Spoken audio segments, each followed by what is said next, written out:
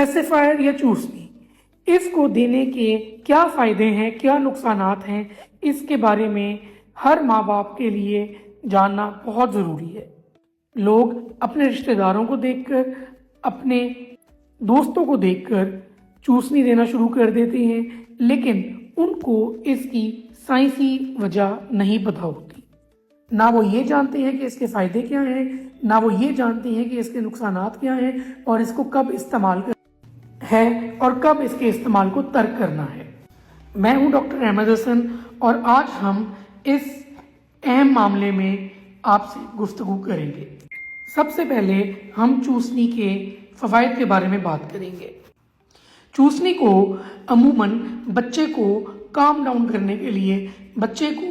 سوتھ کرنے کے لیے استعمال کیا جاتا ہے، یعنی کہ بچے کو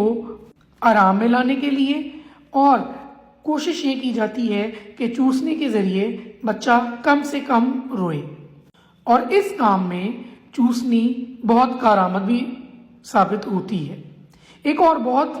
ضروری فائدہ جو چوسنی کا ہوتا ہے وہ یہ ہے کہ چوسنی کے ذریعے ہم بچے کو سڈس سے بچا سکتے ہیں۔ سڈس کا مطلب ہے سڈن انفنٹ ڈیتھ سنڈروم، یعنی ایک بچے کی اچانک اور غیر متوقع موت ہو جانا۔ عموماً 1 سال سے کم بچے جو شیرخوار بچے ہوتے ہیں ان میں یہ مسئلہ درپیش آتا ہے اور بچہ نیند کے دوران ہی فوت ہو جاتا ہے، جس کی کوئی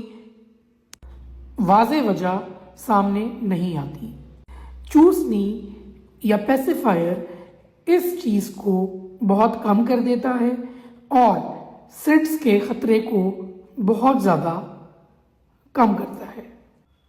جہاں چوسنی کے بہت سے فائدے بھی ہیں، اس کے نقصانات بھی بہت زیادہ ہیں۔ اگر چوسنی کو صحیح طریقے سے صاف کر کر، ابال کر، یا پھر اس کو صحیح طریقے سے اسٹرلائز کر کر استعمال نہ کیا جائے اور اس کو گندا رکھا جائے تو اس کی وجہ سے بہت سے مسئلے مسائل درپیش آ سکتے ہیں، جیسے کہ کان کی انفیکشنز،